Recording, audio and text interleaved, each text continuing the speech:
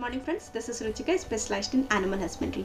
आपका जानवर कितना खा रहा है और उसके बॉडी में कितना लग रहा है, ये सिर्फ खाने की गुणवत्ता या फिर उसके क्वालिटी के ऊपर डिपेंड नहीं करता है, साथ ही आपके जानवर की पाचन क्रिया क्षमता के ऊपर भी डिपेंड करता है। पीएच या फिर आप जानते होंगे कि जानवरों के पेट में बहुत सारे जीवाणु होते हैं जो कि बहुत ही ज़्यादा बेनिफिशियल जीवाणु होते हैं, जो कि आपके जानवर की पाचन क्रिया में बहुत ही ज़्यादा सहायक होता है। उनका क्या कंडीशन है, क्या उनका पीएच सही से है या फिर जो एसिड है अंदर वो सही से है, तो ये सारी चीज़ों के ऊपर भी डिपेंड करता है कि आपका जानवर कितने अच्छे से डाइजेस्ट कर पा रहा है। कई बार बहुत सारी बीमारियां की वजह से, जैसे एसिडियोसिस हो जाता है या फिर बहुत ही ज़्यादा नाइट्रोजिनस खाना खाने की वजह से या फिर दाना या फिर गंदा पानी पी लेने की वजह से जो है पाचन क्रिया में बहुत ज़्यादा डिफिकल्टी आ जाती है, जिसकी वजह से दूध ठीक से नहीं हो पाता है, उसके शरीर में खाना सही से लग नहीं पाता है।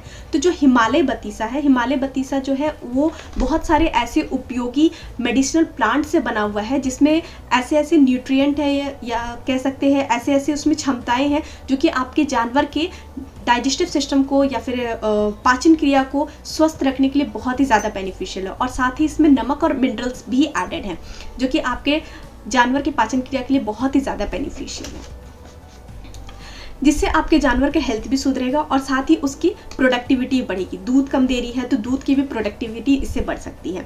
इसका इस्तेमाल जनरली डाइजेशन से रिलेटेड प्रॉब्लम जैसे कि बहुत ज़्यादा कमज़ोरी हो जाना या फिर खाना ना खाना, बहुत ही जल्दी थक जाना, इन सारी चीज़ों में बहुत ही आराम से की जा सकती है। अगर आपका जानवर किसी भी तरह का केमिकल ड्रग ले रहा है, जैसे कि डिवॉर्मिंग कर रहे हैं या फिर एंटीबायोटिक दे रहे हैं, तो वो केमिकल की वजह से जो है ना अंदर के जीवाणु जो है वो स्वस्थ नहीं रह पाते हैं, ठीक है, जिसकी वजह से डाइजेशन पे बहुत ज़्यादा इफेक्ट पड़ता है। बट डिवॉर्मिंग भी ज़रूरी है अंदर के कीड़ों को मारना। तो उन केमिकल्स के असर को कम करने के लिए आप उन डिवॉर्मिंग को या फिर उस डिवॉर्मिंग के बाद हिमालय बतीसा के साथ दे सकते हैं, जिसके वजह से वो केमिकल्स का जो हार्मफुल इफेक्ट है वो बहुत ही ज़्यादा कम हो जाएगा। ऐसा तो नहीं कह सकते कि ख़त्म हो जाएगा, क्योंकि केमिकल है तो वो अपना असर दिखाएगा, लेकिन बहुत हद तक कम हो जाता है। इसका उपयोग खाना पचाने की क्षमता करने के लिए या फिर हमारे फार्म की प्रोडक्टिविटी बढ़ाने के लिए भी की जा सकती है। ज़्यादातर ये आपको 100 ग्राम, 200 ग्राम या 500 ग्राम के पैकेट्स में मिल जाएगा। अब मैं बताती हूँ आपको कि इसका कितनी मात्रा में कौन से जानवर को देना है। अगर आप गाय के लिए दे रहे हैं या फिर भैंस या फिर गधे के लिए दे रहे हैं या फिर घोड़ा के लिए दे रहे हैं, तो आपको कम से कम 40 से 60 ग्राम पर अल्टरनेट डे, हर दूसरे दिन के हिसाब से देना है। वो मैं आगे जाकर के आपको समझाऊंगी, ठीक है। अगर आप बछड़ों के लिए दे रहे हैं या फिर आप सुअरों के लिए दे रहे हैं तो आपको कम से कम 20 से 30 ग्राम यूज़ करना है। और अगर आप बकरी या फिर भेड़ के लिए दे रहे हैं तो बकरी और भेड़ के लिए आपको 10 से 15 ग्राम काफ़ी है। और अगर आप कंफ्यूज हो रहे हैं कि आपको देना कितना है, तो उस केसेस में आप ये कर सकते हैं कि आप 15 ग्राम पर 100 kg बॉडी वेट के हिसाब से उसको दे सकते हैं।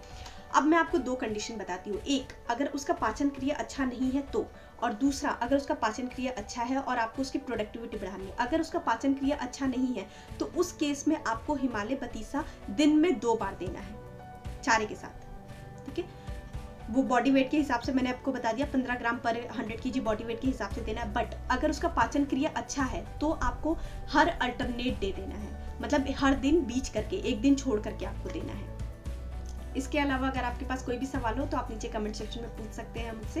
Thank you for watching this video. अगर आप चाहें तो मेरे चैनल को लाइक, सब्सक्राइब और शेयर भी कर सकते हैं। Have a great day.